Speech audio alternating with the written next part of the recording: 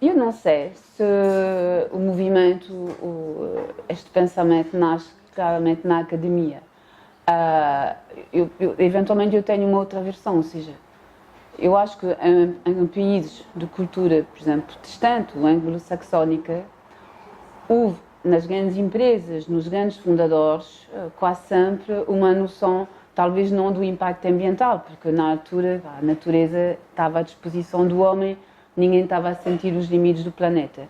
Mas pelo menos eventualmente na parte da retribuição à sociedade, isso sempre fez parte de uma certa ética empresarial. Agora estou a pensar no Weber e em muitos autores que falaram sempre desta ética, da ética de quem tinha algum sucesso, de pessoas que tinham um poder económico e do seu dever de retribuição à sociedade. Por isso, para mim, não é um ou outro, não é? Há uma conjugação de pessoas que, com terminologia diferente, assumiram sempre que havia uma responsabilidade da empresa, porque isso é o princípio de tudo, que é as empresas, para além das suas responsabilidades fiduciárias, legais, financeiras, têm também responsabilidades societais. E é desse conceito, para mim, que nasce depois a preocupação da academia, o movimento do desenvolvimento sustentável e outras correntes. Ou seja, na gênese da preocupação com o desenvolvimento sustentável, na perspectiva da Nathalie, estão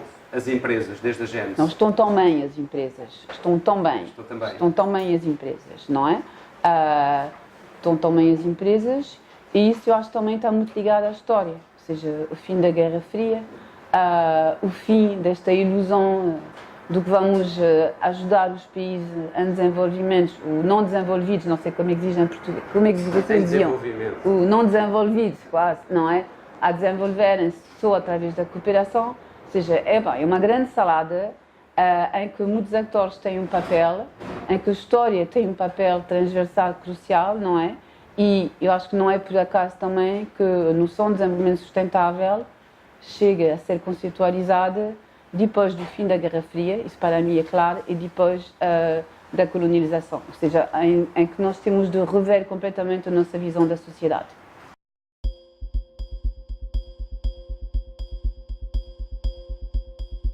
Todos tiveram um papel, eu acho que há uma convergência hoje, não é? Mas bom, foram caminhos que durante muito tempo talvez eram paralelos, e o que acontece nos anos 90 é que há uma convergência. Ou seja, para mim o que muda é, em vez das pessoas pensarem de uma forma isolada, os economistas de um lado, os ecologistas do outro, e as empresas sempre assumindo as suas responsabilidades também de um lado mais individualizado, depois de 92 há uma convergência e a noção da parte interessada, do stakeholder, não é? Em que eu sozinho não resolvo nada e sobretudo não resolvo nada estando sempre numa oposição que não é construtiva.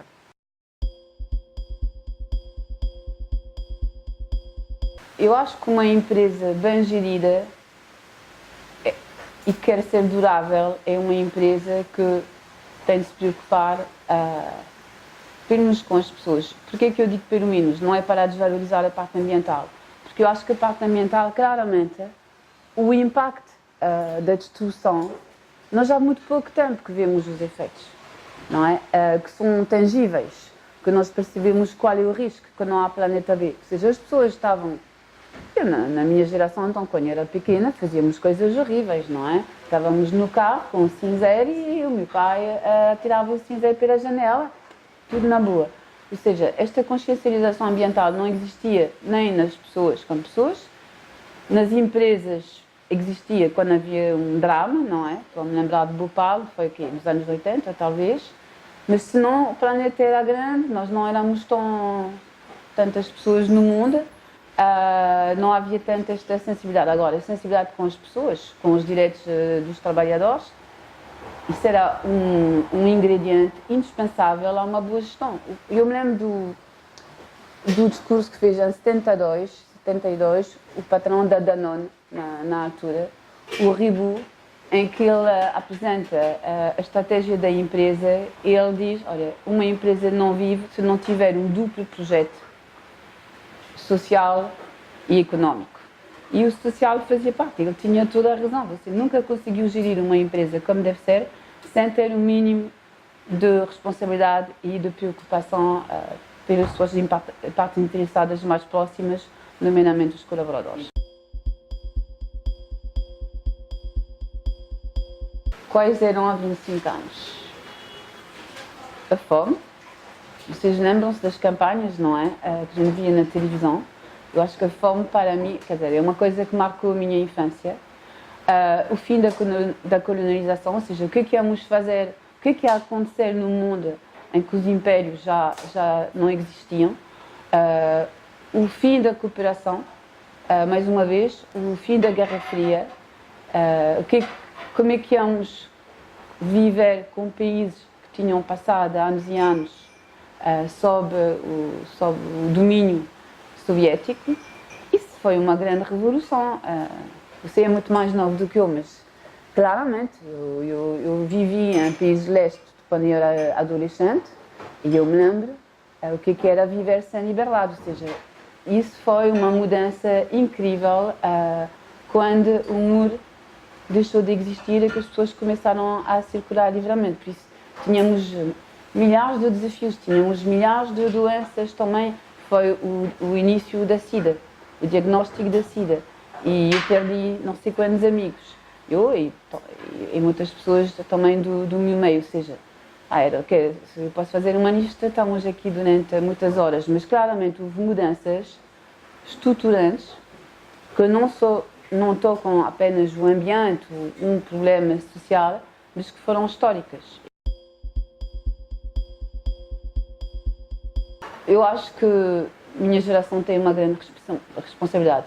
O que é que fizemos para mitigar as alterações climáticas a sério?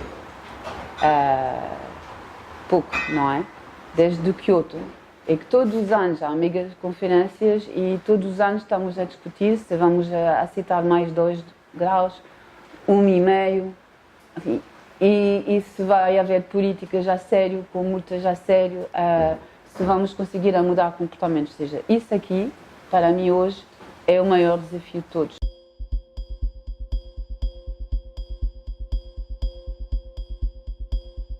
Hoje o que eu vejo nas multinacionais é claramente uma integração da sustentabilidade, dos desafios societais no modelo de negócio na empresa.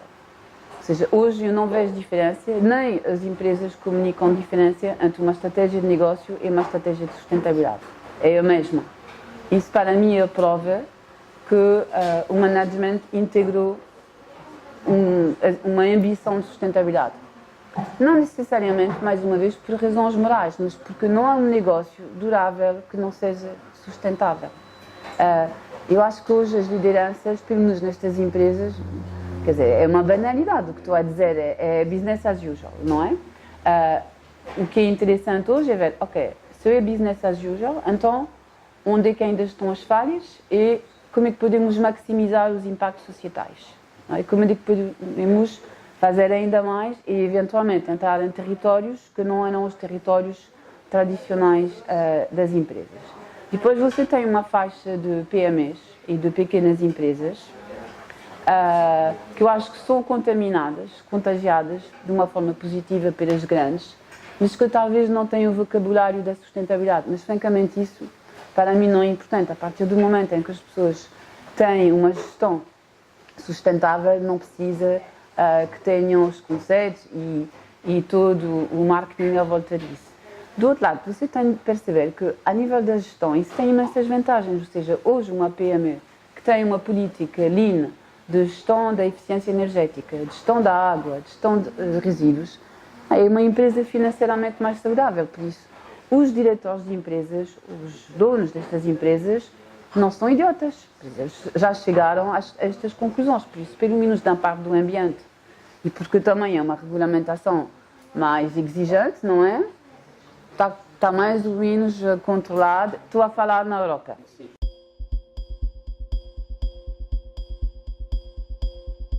Eu acho que os desafios para as empresas são iguais aos desafios para a sociedade.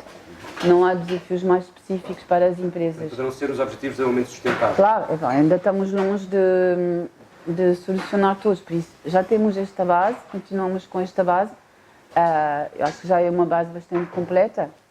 Agora, estamos a falar hoje de igualdade de género, em 2019,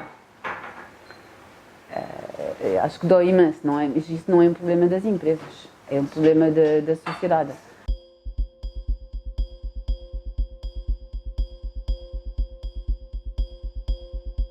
As grandes, sim, mais uma vez, aqui estamos a falar das grandes empresas multinacionais, das grandes empresas portuguesas.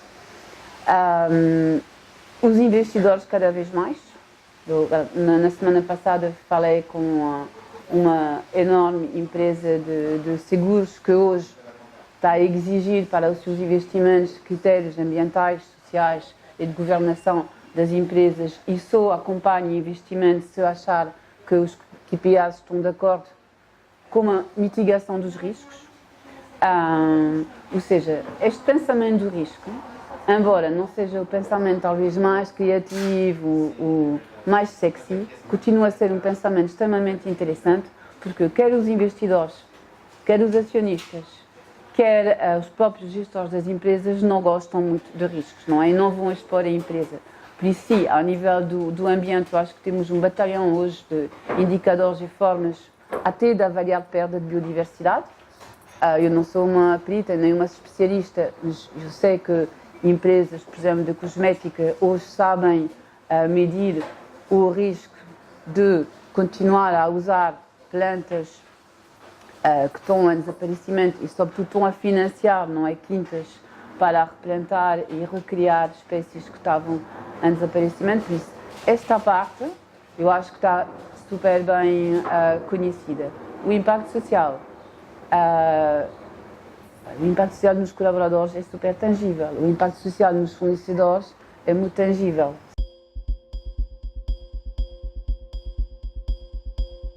Hoje já não preciso explicar o que é consultoria em sustentabilidade. Hoje não precisa de explicar com imenso detalhe o que é o desenvolvimento sustentável. Ou seja, criou-se uma cultura de sustentabilidade, vimos em todas as empresas que eu conheço em Portugal. Já ninguém olha para a mesa e consegue ganhar dinheiro com isso? Bom, por isso eu acho que é a prova do que, primeiro, já há uma nova consciência, há uma cultura geral. O que corre bem também, e tem muito a ver com o BCSD, não sei se tem esta noção, mas com o BCSD, eu acho que fizemos sessões de sensibilização nos anos 94, 2000, para mais de 3.500 managers. Okay? Por isso, claramente aqui também, no início, sem saber se íamos ter fregueses, não é? O que correu bem também foi a adesão das empresas, a curiosidade, a capacidade de inovação, de tomar decisões e de integrar isso nas suas rotinas. E o que é que eu gosto na colaboração com as empresas, e que eu acho que é muito mais difícil fazer a nível individual, é isso. Você cria uma consciência na empresa, a empresa percebe quais são as vantagens, faz um plano de implementação, isso é implementado, as pessoas são avaliadas em função do sucesso da realização dos objetivos e depois a prática entra na rotina. Há 10 anos que, depois da crise, no momento da crise, as empresas foram alertadas pelo facto da sua filantropia não chegar para tantas necessidades. Fizeram uma coisa que foi excepcional, que mesmo com a diminuição dos seus resultados de imposto, a parte proporcional para os donativos aumentou. E isso, Portugal, é um caso único. Ou seja, há uma generosidade das empresas ao nível de uma prática que não é de negócio, claramente é paralela, não é? Por isso, continuaram a dar e deram mais proporcionalmente aos seus resultados. Do outro lado, como queriam ajudar muito, porque havia uma situação de emergência social em Portugal, começaram a pensar também que tinham de estruturar esta forma de ter impacto social fora das áreas do negócio. E fizeram um grande trabalho de estruturação da filantropia. E hoje temos de passar à etapa seguinte, que é o investimento de impacto. Uma estratégia muito mais focada. E isso aqui eu sinto uma dificuldade, ou seja, há uma grande tradição de generosidade, de apoiar muitas instituições. Eu acho que a instituição jamais em Portugal e as empresas estão neste dilema, não é? Como é que podemos continuar a ser solidários, mas ao mesmo tempo como é que podemos ajudar a tornar a economia social mais sustentável. Isso é uma luta da saída casca, que é realmente tentar levar às práticas do investimento de impacto. Não estamos lá ainda. Talvez mais ligados à inovação. Ou seja, acho que nós, a parte da educação e da sensibilização das empresas, já fizemos um bom trabalho, nós e outros atores, mas já houve um bom trabalho.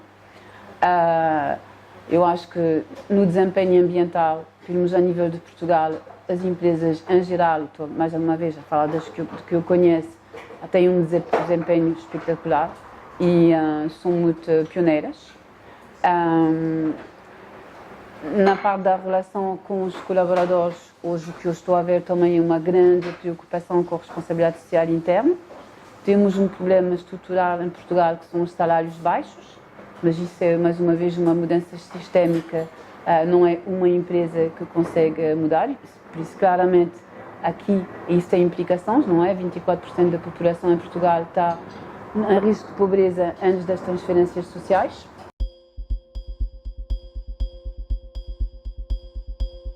Os nossos clientes são as empresas, mas não há nenhum projeto da saída casca que nós sozinhos, ou seja, nós temos um princípio de base que é também um princípio que sustenta a resposta a desafios desta dimensão, que é sozinho você não faz nada. Por isso, cada projeto que tenhamos, a primeira fase, a primeira etapa é quem vamos envolver. Quem vamos envolver do governo ou de autoridades públicas, podem ser câmaras, podem ser ministérios, podem ser institutos do Estado. Quem vamos envolver a nível dos colaboradores, será uma comissão de trabalhadores, será um sindicato, será outras pessoas, não é? Quem vamos envolver a nível de ONGs, ou sociedade civil, e dos projetos, já desenvolvimos e implementamos mais de 500 e tal projetos, não me lembro de um que seja apenas feito com a empresa e sair da casca. Isso não existe, não pode ter sucesso. Começar com uma brincadeira, que as pessoas da minha idade e por cima desaparecem do mapa, talvez, porque eles são os grandes responsáveis de não ter feito nada. Ou seja, eu acho que aqui, quer dizer, eu quero acreditar que é um problema geracional, porque se a nossa geração não fez o suficiente, e se eu acredito que a próxima geração vai ser igual à nossa, então eu não tenho esperança. Eu espero, eu vejo mudança numa geração que hoje tem entre 25 e 35 anos, talvez é uma elite, não estou a dizer que estou a falar pelas pessoas todas, mas pelo menos eu vejo isso em jovens com alto nível de qualificação, eu vejo isso em ONGs também geridas por uma geração mais nova, eu vejo isso na emergência de novos partidos políticos que não são partidos políticos. Uma coisa, por exemplo, que eu adorava ver é um programa político que não seja nem de um partido nem do outro, mas que seja em concordância com os ODS. O que eu quero saber hoje é o que o fulano tal vai fazer para o ODS. 1, 2, 3, 4, 5, 6. Depois eu sei dizer se é mais de direita, mais de esquerda, mas não interessa. Ou seja, qual é o contributo dos políticos para a sustentabilidade? Qual é o partido que você conhece hoje que tem um programa alinhado com os 17 objetivos? Eu não conheço nenhum. Por isso tem de mudar. E esta coisa, só dizer isso, esta coisa da sustentabilidade, eu fico doida. Mas todos os desafios que são muito bem definidos hoje, porque eu acho que o que mudou também é que temos um conhecimento científico, já não há dúvidas sobre as consequências e sobre os factos, e temos todos uma liberdade de chegar à informação. Por isso, quem não sabe é porque não quer, quem não atua é também porque não quer. Então eu quero perguntar, mas porquê? O que é que está a impedir esta atuação? E claramente, a nível dos políticos, eu acho que é fundamental. Mais uma vez, a sustentabilidade não pode ser um secretário de Estado, o Ministério um bocadinho mais soft, não é? Tem de ser integrada numa política do governo, num programa. Tem de ser, para mim, o core da política.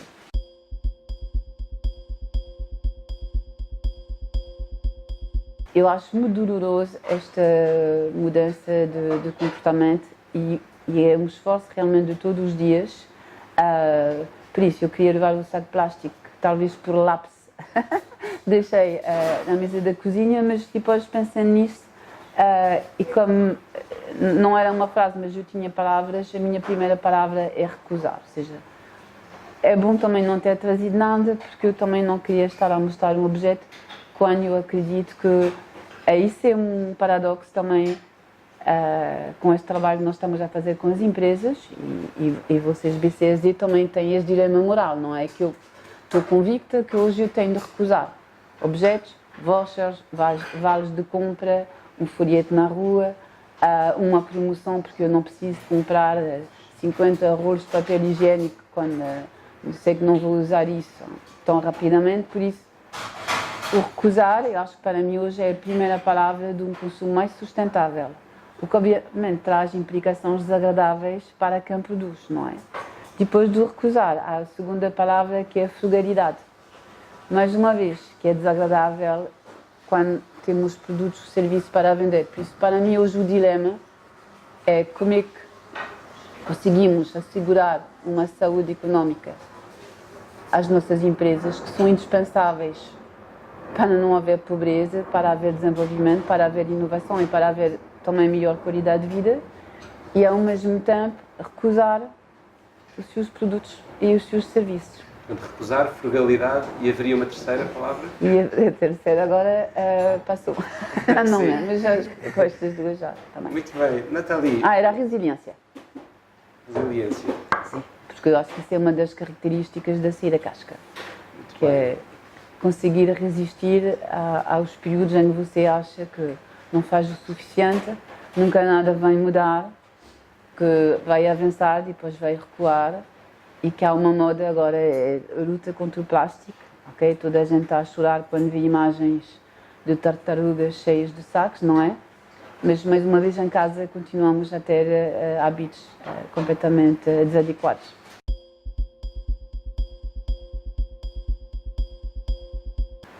Onde é que eu vou buscar?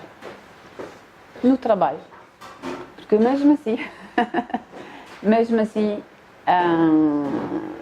quando você consegue pôr de lado a parte da frustração, primeiro, eu acho que a frustração para mim estimula-me imenso, não é? Eu não suporto e eu não gosto de perder, eu sou extremamente competitiva, por isso se eu perdi uma vez, eu vou lutar até ganhar a próxima etapa. Por isso, já é um estímulo por si, não é? Tem a ver também com... é uma questão de personalidade. Há alguma coisa que gostasse de ter ganho a sair da casca nos últimos 25 e que não ganhou? Sim, bastante.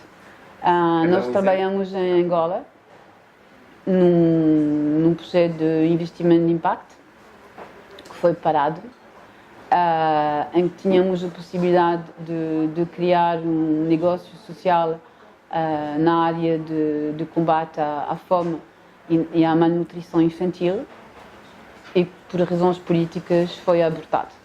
E isso ainda não engoli esta. Eu percebi até que ponto nós éramos minúsculos, não tínhamos poder nenhum. A vida não sei, o trabalho sim, porque você é muito mais rápido. Então, ou seja, o tempo é gerido de uma forma muito mais eficiente e depois porque, por exemplo, eu ganhei uma certa segurança e nunca tive muitas, papas na língua, mas ainda menos hoje.